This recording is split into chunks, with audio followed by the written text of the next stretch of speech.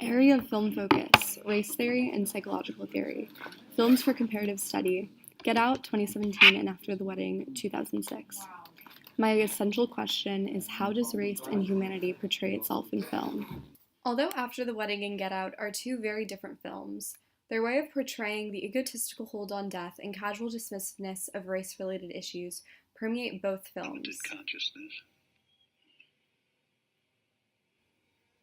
I'm going to be analyzing these two films under race and ethnicity film theory and psychological film theory, as I have stated in the previous slide. Critical race theory, CRT, is a theoretical framework in the social sciences that uses critical theory to examine society and culture as they relate to categorizations of race, law, and power. Scholars important to this theory include Derek Bell, Patricia Williams, Kimberly Williams Crenshaw, and Mari Matusa. Psychological theory in film can be analyzed under Freud. Sigmund Freud's approach of psychoanalytic theory starts by understanding the human psyche that strives to fulfill the needs and desires or drown in self-pity and self-disgust due to guilt. These types of feelings are buried deep in the subconscious mind of the human and resurfaces unconsciously. According to Freud, these are the three types of psyches in the human mind. 1. ID, uncontrolled. 2. Ego, repressed. 3. Superego, authorities over identity and ego. In After the Wedding, a man who does charity work in India goes back to his hometown of Denmark to get money for the village he does charity work for back in India, through a wealthy man supposedly looking at many other charities to put his money to as well. While Horgen, the billionaire, and Jakob, the charity worker, meet up, Horgen invites him to his daughter's wedding. At the reception, Jakob realizes that his ex-girlfriend from 20 years ago is married to Horgen. During the dinner reception speech, the bride, Anna, announces that Horgen is not her real father, and her real father that left 20 years ago. Jakob draws to his own conclusions, and eventually, after a month or two of staying in Denmark, realizes Horgen's plans of integrating him into the family as the head of the household, since Horgen is terminally ill and will soon die. In Get Out, a talented black male photographer is asked to visit his white girlfriend's parents. When he goes to upstate New York, he is hesitant due to them not necessarily knowing he is black. He enters the household with the precautions most black men have when entering a household and subculture of whiteness. He begins to pick up on the strange attributes of the community and household that he is staying in. The servants are all black and do not share the same racial code and familiarity with blackness that he has. During a bingo party, the guests around the town fetishize his blackness, and the father of his girlfriend has an odd obsession with the athletic performance of black men. Within a few days, Chris realizes he is in an unsafe situation and urges Rose to leave immediately. Once Rose is urged to leave, her guise of innocence is unveiled, and Chris then becomes aware of the fact that he has been lured into a household for his body to be auctioned off to a blind man, and that he will soon go under surgery to transfer the blind man's brain into his. Section 1. Symbolism of mounted deer heads in both After the Wedding and Get Out. In the scene where Jorgen's wife is walking through the living room, multiple close-ups are seen of deer heads, and in a long shot, we can see all of the mounted deer heads foreshadowing the death of Jorgen.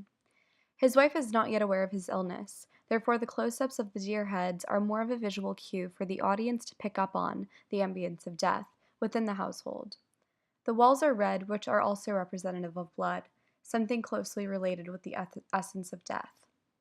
Even with the character's inability to conclude with what that means, these aspects of mise-en-scène activate the audience to live in the same mental landscape as those who live in the household, foreshadowing the darkness that is to come. Multiple close-ups of mounted deer heads are seen in Get Out that subsequently have the same effect on the viewer.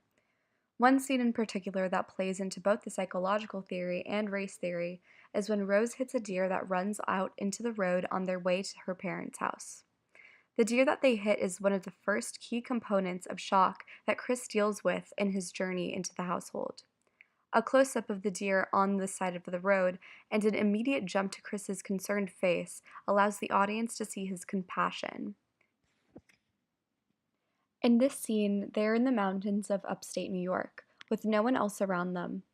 The feeling of isolation from this scenery foreshadows the actual captivity Chris will face later on. The deer, as a symbol in this component, represents his guilt for not doing anything as his mother was killed in a drive-by shooting that took place when he was a child. His empathy for the animal contrasts greatly to the lack of empathy of Rose and her parents share for animals, since they have heads of deer as they have killed all over their home. The deer is not just a symbol of Chris's grief and guilt, but a symbol for the lack of respect Rose's family have for non-white bodies and minds. Section 2. Race and ethnicity being disregarded for white benefit. In the scene where Jorgen first encounters Jakob, there is a profound sense of inattention Jorgen has to the issues that concern Jakob and the well-being of the children he is vouching for in India. While watching a documentary video Jakob put together, Jorgen gets up for a drink in the dimly lit business room.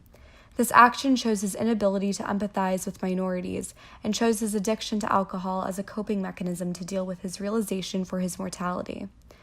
While the issues that are pressing to Jorgen deal with his Western family and their ability to continue after his death, he is at the same time putting aside the immense poverty and starvation of the children in India and abusing Jakob's passion for this in a scheme to get Jakob to stay in Denmark and take care of his family after he is gone.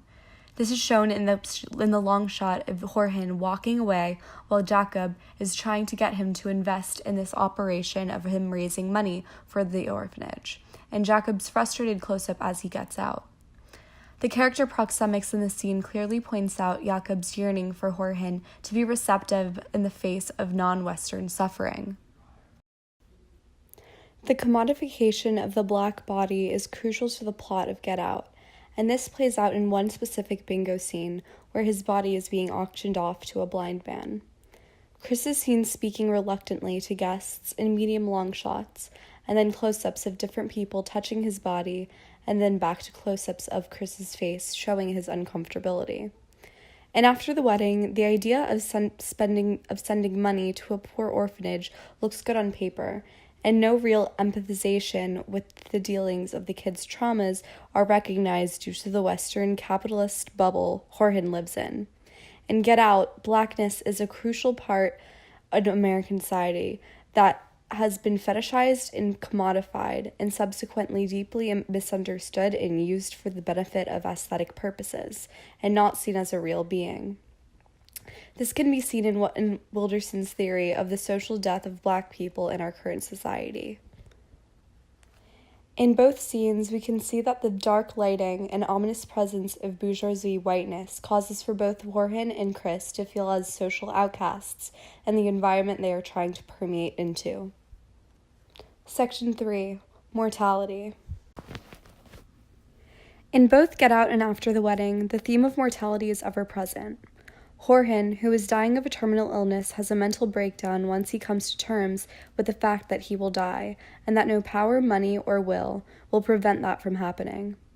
This acknowledgement of mortality and loss of control from someone who is so in control of everything else comes down to Freudian's work on Eros, the life instinct, and Thanatos, death instinct. In the beginning of the film, Jorgen was in denial of his mortality. The specific scene is in the break of Jorgen and his denial, and the transition to visible anger and pain. In this scene, the room is dark, and Jorgen is crouched in a much less powerful position that he usually withholds. He is in a bathrobe, getting ready for bed, already in a vulnerable position. These aspects of mise-en-scène allow the audience to feel a shift in Jorgen's mental state, especially with the darkness of the room and the somber close-ups to his face. Once he starts crying, he is comforted for the first time by his wife. Immediately after this scene, we see a long shot overhead of the funeral procession. In Get Out, mortality is the one thing all the old white people are attempting to escape through the subjugation of black bodies. With racism comes no concern for the well-being of black folks, and this is the exact message that is being sent through the scene where Chris is in the basement preparing to be taken into the lab. The blind man on the screen obviously has little to no remorse about this procedure.